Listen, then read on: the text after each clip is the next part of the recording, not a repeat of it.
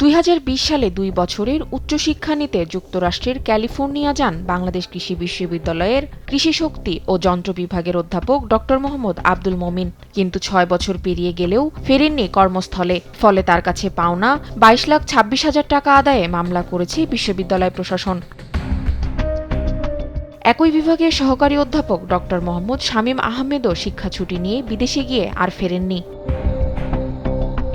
বিশ্ববিদ্যালয়ের তথ্য বলছে, গত 10 বছরে উচ্চশিক্ষার জন্য বিদেশে গিয়ে আর ফেরেননি অন্তত 17 শিক্ষক। নিয়ম অনুযায়ী শিক্ষা ছুটির সময়ে বিশ্ববিদ্যালয় থেকে নেয়া বেতন ভাতা সহ প্রায় 5,44 লাখ টাকা ফেরত দেওয়ার কথা তাদের। তবে বারবার চিঠি দিয়েও মিলছে না কোনো সাড়া। বিশ্ববিদ্যালয়ের সাথে যে সম্পাদিত চুক্তিটা আছে, যে টাকা পয়সার বিষয় আছে, যে বন্ডিং সময়টা আছে, সেটা তারা যদি সম্পূর্ণ করে যায় তাহলে এটা সবার জন্যই ভালো হয়।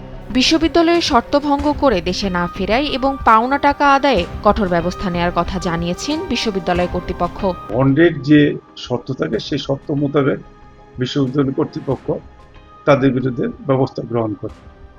যদি কেউ ফেরত না আসে সেক্ষেত্রে তাদের জামিনদার বা গ্যারান্টার যারা থাকে তাদের টাকা ভর্তুকি দিতে হবে, জরিমানা দিতে হবে, এবং এটা জরিমানা আদায় করা হচ্ছে। এদিকে শিক্ষকদের এমন অনুপস্থিতিতে ব্যাহত হচ্ছে শিক্ষা কার্যক্রম। শিক্ষার্থীদের দাবি, দেশের অর্থে উচ্চশিক্ষা নিয়ে দেশে না ফিরলে দায়ীদের বিরুদ্ধে কঠোর আইনগত ব্যবস্থা নিতে হবে। তার উচিত যে দেশে ফিরে আসা এবং সেই স্কিলগুলা শিক্ষার্থীদের ডেভেলপ করা এবং দেশকে অন্যান্য উন্নত দেশের মতো নিয়ে যাওয়া।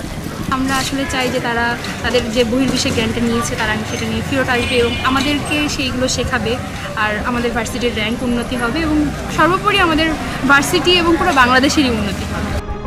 প্রতিষ্ঠার পর থেকে অর্ধশতাধিক শিক্ষক উচ্চশিক্ষার জন্য বিদেশে গিয়ে আর ফেরেননি। কেউ কেউ অসুস্থতার কারণ দেখিয়ে পরিবার নিয়ে সেখানে বসবাস করছেন।